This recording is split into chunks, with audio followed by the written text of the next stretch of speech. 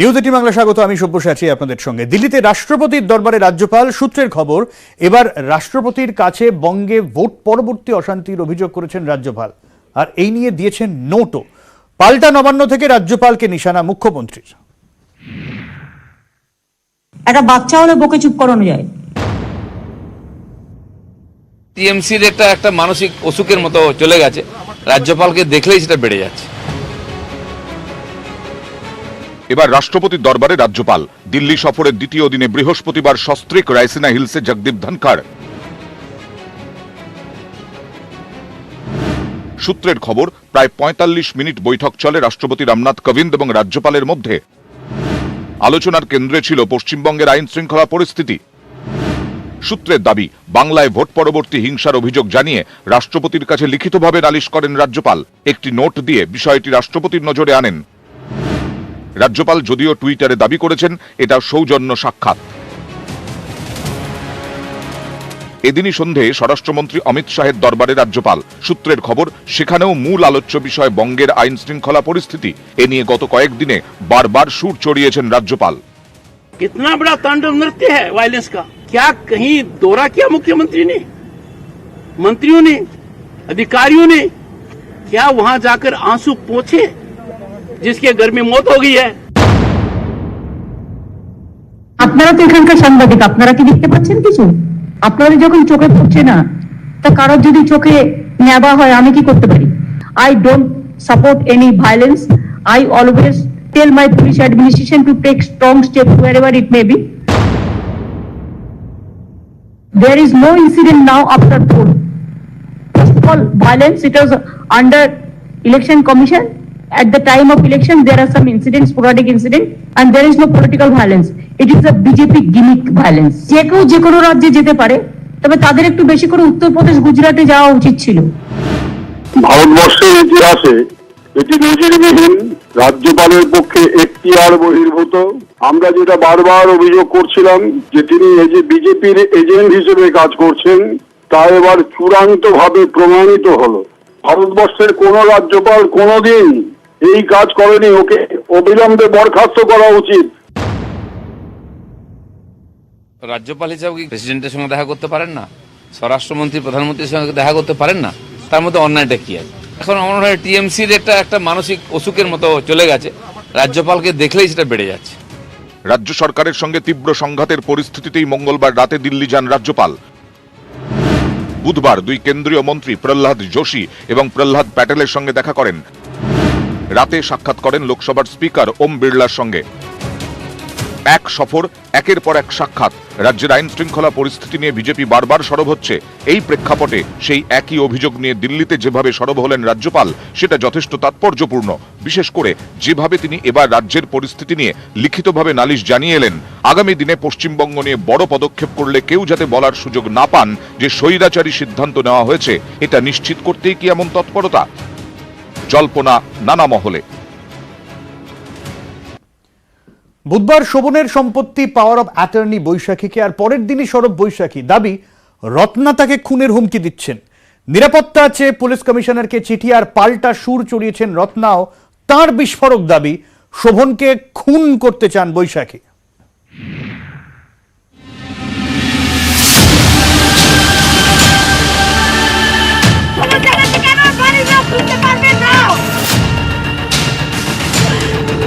ঠিক নয়।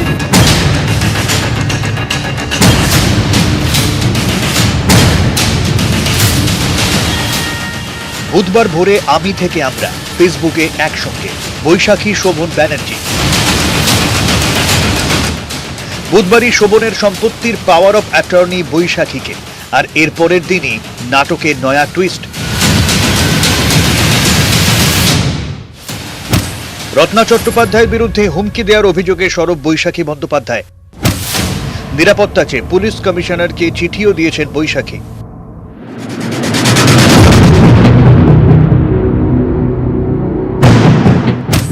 28 ফেব্রুয়ারি প্রকাশ্যে আমাকে হুমকি দেন রত্না। সেদিন আমি ও শোভন চট্টোপাধ্যায় পর্ণশ্রীতে একটি জনসভায় ছিলাম। পর্ণশ্রী থানায় অভিযোগও দায়ের করা হয়। তারপরেও আমাদের নিরাপত্তা দেওয়া হয়নি। আমাদের গাড়ির ওপরেও হামলা হয়। রত্না হুমকি দেন, আমি যদি পর্ণশ্রীতে ঢোকার সাহস দেখাই তাহলে উনি পরে শিক্ষা দেবেন। তখন রত্না তৃণমূল কর্মী ছিলেন, তাই আমি বিষয়টিকে গুরুত্ব দিইনি। এরপর 13ই জুন উনি একটি সাক্ষাৎকারে আমাকে ও আমার স্বামীকে ল্যাম্পপোস্টে বেঁধে পেটানোর হুমকি দেন। একজন নির্বাচিত জনপ্রতিনিধি প্রকাশ্যে এ ধরনের হুমকি দিচ্ছেন, তাই আমি অত্যন্ত আতঙ্কে ভুগছি। ওটা 3 দিন আগে আমি একটা ওনার স্পর্ধা বাড়তে বাড়তে এমন জায়গায় চলে গেছে, বলছে ল্যাম্পপোস্টে মধ্যযুগীয় বর্বর মানসিকতায় বলছে যে ল্যাম্পপোস্টে বৈশাখী আর বৈশাখীর বরকে বেঁধে পেটাতে হবে। এরম নিদান কোনো জনপ্রতিনিধিকে দিতে দেখেছেন?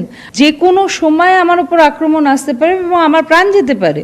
তিনি বলছেন যে মনোজিৎ এবং বৈশাখী বন্দ্যোপাধ্যায়কে লাইট পোস্টে বেঁধে মারব, এই অধিকার তাকে কে দিয়েছে? আজকে আমি নিজে পুলিশ কমিশনারের সঙ্গে কথা বলেছি এবং জানিয়েছি যে এই ধরনের কনস্পিরেসি কিন্তু বিভিন্ন জায়গায় জেনারেট করতে, যাতে আমরা আশঙ্কিত। প্রতিবাদ কিন্তু আমি করব, যে ধরনের ব্যবস্থা নেওয়ার দরকার সেটা সম্বন্ধে আমি ব্যবস্থা নেব। হুমকির অভিযোগ অস্বীকার করেছেন বেহালা পূর্বে তৃণমূল বিধায়ক রত্না চট্টোপাধ্যায়। পাল্টা তার বিস্ফোরক অভিযোগ, শোভনকে আসলে খুন করতে চান বৈশাখী।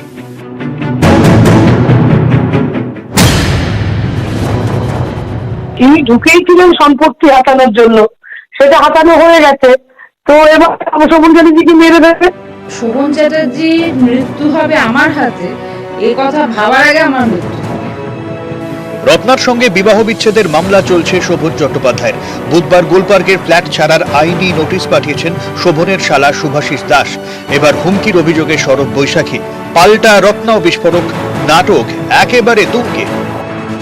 এই নাটক জবনিকা শেষ হওয়া উচিত। ভেঙ্কটেশ্বর লাহিড়ী, নিউজ 18 বাংলা।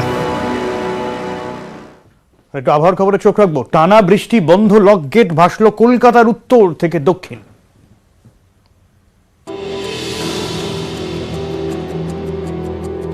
কলকাতার রাজপথ যেন পানিপথ। দক্ষিণ কলকাতার বিস্তীর্ণ এলাকা জলে থই থই।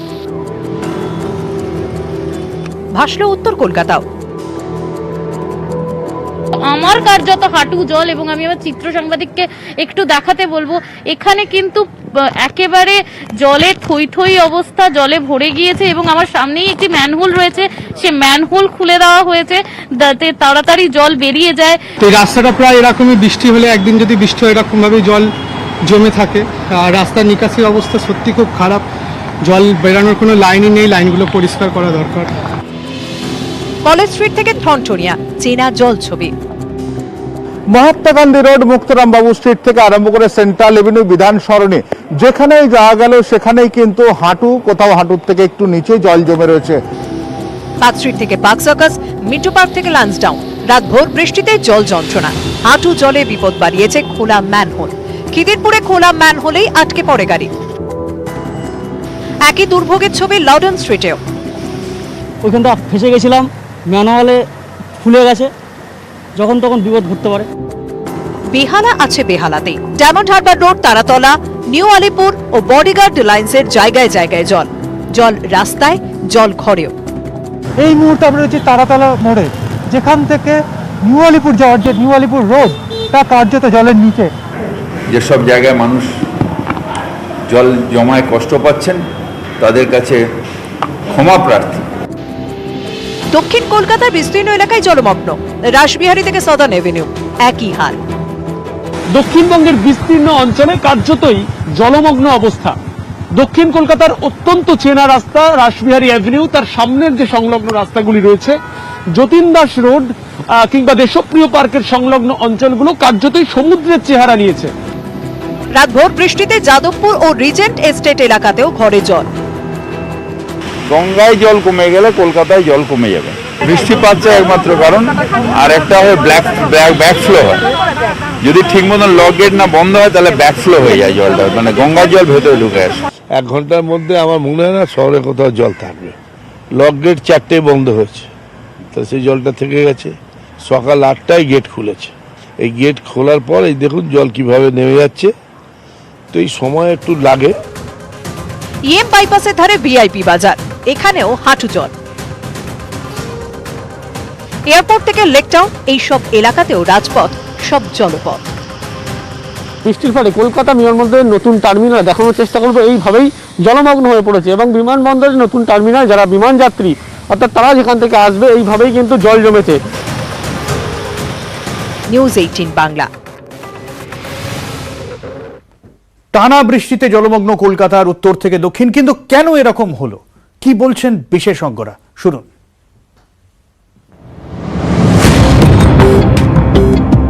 রাতভর বৃষ্টি, ভাসল কলকাতার বিস্তীর্ণ এলাকা।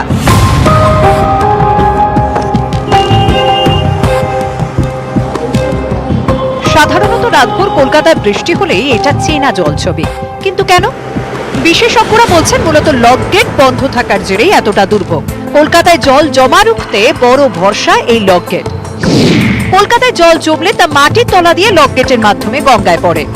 বৃহস্পতিবার কাক ভোর থেকে সেই লকগেট বন্ধ ছিল, কারণ গঙ্গায় তখন জোয়ারের জল যাতে কলকাতায় না ঢোকে সেই কারণেই ভোর 4টে থেকে সকাল 8টা পর্যন্ত লকগেট বন্ধ ছিল। আর এই কারণেই জমা জল গঙ্গায় গিয়ে পড়েনি, ফলে কলকাতার নানা প্রান্ত জলমগ্ন। গঙ্গায় জল কমে গেলে কলকাতায় জল কমে যাবে, গঙ্গায় জল বেড়ে গেলে কলকাতায় জল থাকবে। যদি ঠিক মতন লক গেট না বন্ধ হয় তাহলে ব্যাকফ্লো হয়ে যায় জলটা, মানে গঙ্গার জল ভেতরে ঢুকে আসে। লক গেট 4টে বন্ধ হচ্ছে, তো সেই জলটা থেকে গেছে। এই 4টে বন্ধ হওয়ার পরে যে বৃষ্টিটা হয়েছে সেটাও থেকেছে। সকাল 8টায় গেট খুলেছে, এই গেট খোলার পর এই দেখুন জল কিভাবে নেমে যাচ্ছে। কলকাতায় জল জমলে শুধু যে তার লকগেটের মাধ্যমে গঙ্গায় পড়ে এমন নয়, জমা জল ফেলা হয় বিদ্যাধরী নদীর মাধ্যমে সাগরেও। কলকাতার নানা প্রান্তের জল মাটির তলার নিকাশি নালার মাধ্যমে বিদ্যাধরীর দিকে পাঠানো হয়। এর জন্য একাধিক পাম্পিং স্টেশন কাজ করে। জমা জল ফেলা হয় বিদ্যাধরীতে, সেখান থেকে সাগর। এই পদ্ধতিতে বৃহস্পতিবারও জল বের করা হয়, কিন্তু যে পরিমাণ বৃষ্টি হয়েছে তাতে এই একটি পদ্ধতি যথেষ্ট নয়। দরকার ছিল লকগেট খুলে জমা জল গঙ্গায় ফেলা, কিন্তু জোয়ারের কারণে সেটি সকালে প্রায় 4 ঘন্টা বন্ধ ছিল। শহরের যে জমা জল সেটা গঙ্গায় যদি না ফেলা যায় তাহলে এই জমা জলের যন্ত্রণা থেকে মুক্তি নেই। অন্যদিকে বিভিন্ন যে খালগুলো রয়েছে সেই খালগুলো বুঝে যাওয়া এর একটা অন্য কারণ। ক্যামেরা সুব্রতর সঙ্গে বিশ্বজিৎ, নিউজ 18 বাংলা। যে খবরে চোখ রাখবো, উইম্বলডনে নেই রাফাল নাদাল, শারীরিক কারণে সরে দাঁড়ানোর সিদ্ধান্ত নিয়েছেন নাদাল। আরো তথ্য নেব, পারাদীপ রয়েছেন আমাদের সঙ্গে টেলিফোনে। পারাদীপ। সব্যসাচী, যে প্রথমে যেটা বলতে হয় যে নাদালের মতো টেনিস তারকা তিনি যখন উইম্বলডন কিংবা টোকিও অলিম্পিক থেকে সরে দাঁড়ান, সেটা টেনিস অনুরাগী ক্রীড়ামন্ত্রীদের জন্য যথেষ্ট হতাশার খবর। এই কারণেই 20খানা গ্র্যান্ড স্লাম যিনি জিতেছেন 2008, 2010 দুবারের উইম্বলডন বিজয়ী, সেরকম একজন তারকা বর্তমানে এই মুহূর্তে ওয়ার্ল্ড টেনিস র্যাঙ্কিং এ যিনি 3 নম্বরে রয়েছেন, সেই তারকা শারীরিক কারণে দেখিয়ে সরে যাচ্ছেন। এবং নাদাল নিজেও কিন্তু তার নিজের টুইটার হ্যান্ডেলে যেটা তিনি জানিয়েছেন যে এরকম একটা কঠিন সিদ্ধান্ত নিতে তার অনেক সময় লেগেছে, তবে এটাই যে সঠিক সিদ্ধান্ত সে সম্পর্কে তিনি একদম বদ্ধপরিকর, এবং তারপরে তিনি তার সরে দাঁড়ানোর খবর জানিয়েছেন। অনেক ধন্যবাদ পারাদীপ।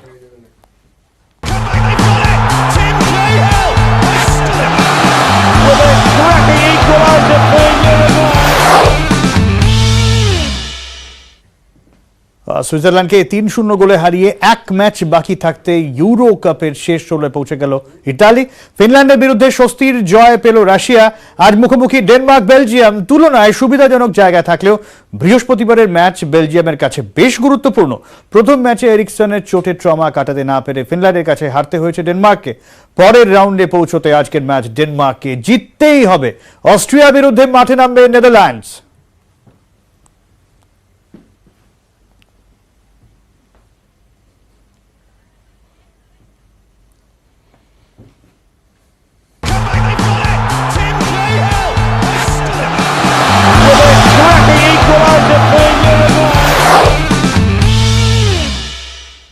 কংক্রিটের জঙ্গলের সবুজের স্বপ্ন, 5 বিঘা জুড়ে ফল, শাক, সবজি, গরম মশলার চাষ।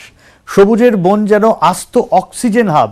গাছেদের সংসার সামলাচ্ছেন নকশাল বাড়ির বাঞ্ছারাম অশোক দেব।